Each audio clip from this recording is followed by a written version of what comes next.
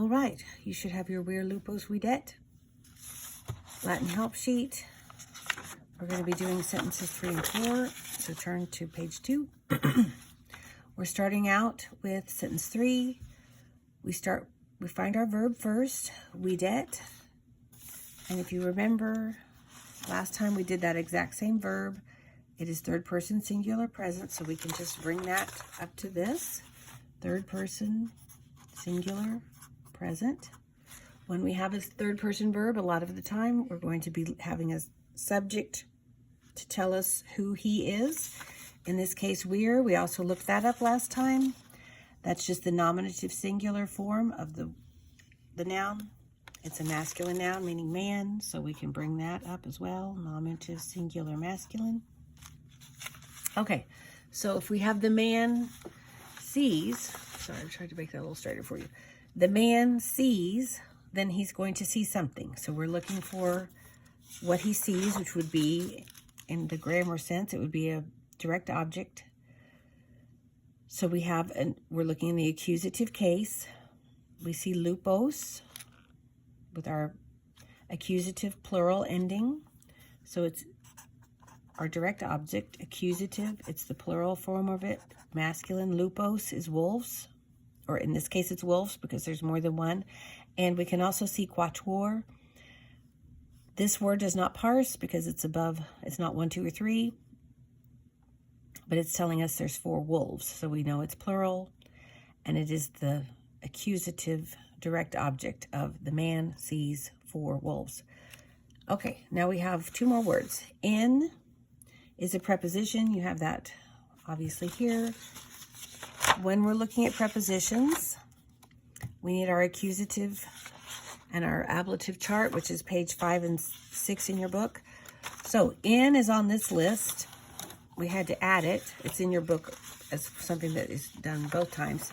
In is also on this list. So we can't just look at the list to know. So what we need to look at is the object of this preposition, the ending of that. Which form is it? That ending, ablative or accusative? Well, when we look at that, silwa, which is feminine, you might have to look that up to know which chart you're looking at. If it's just a, we see that here under the ablative, the singular form. Would be in the accusative form. So we know they're using the ablative here. If they're using ablative here, that's because this preposition is taking the ablative case. So we fill that in first, and that's why this is going to be an ablative. When you're using it in the ablative case, if you look back here, this is page 6, that means that it's going to be in or on. If you're using it in accusative, it's more of a movement into and onto, so that's why you would use a different case. The reason we have 2 of them. So, this is forest or woods. So, ablative, it's singular, and silwa is feminine.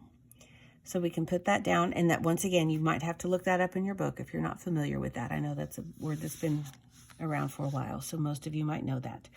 Okay, so we have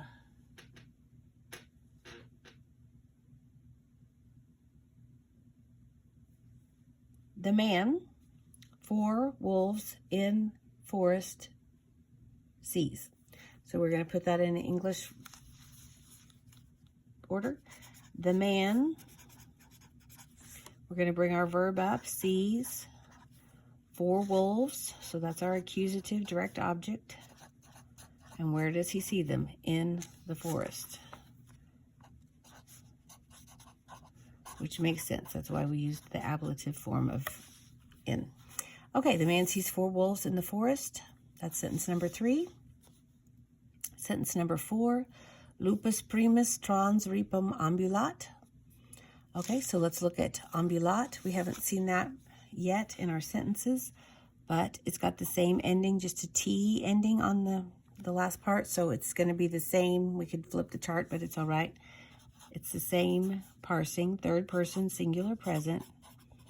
So we have a he, she, or it.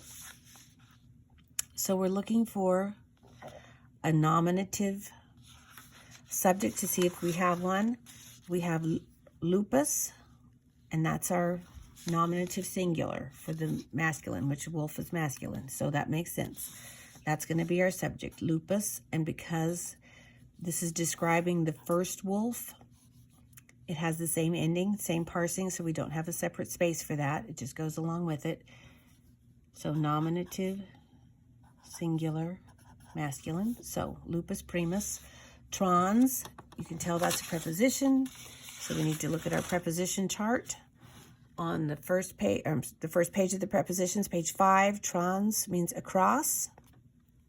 It uses the accusative. So we'll put accusative there. It only uses accusative. It's not on one of the trickier ones. And this makes sense because ripum is accusative for the feminine. Okay, so we know it's feminine and singular because it's in the singular column. So ripum. Okay, and that's one, just to remind us how to do that. If we need to look a word up, in the back of your book, there's a glossary. You can look up the words if you're not quite sure. Ripa, no, it doesn't have all the declensions of it. It just has the first nominative singular and genitive singular. So you could figure out, though, that they've added the ending So ripa, ripai would be feminine. And you can always look that up. And while we're there, that means riverbank. So we can know the meaning of it as well if you don't know that. So wolf first across riverbank walks. So the first wolf walks across the riverbank.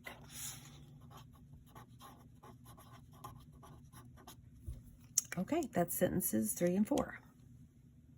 Sorry, I'll show you the whole thing. Sentences 3 and 4.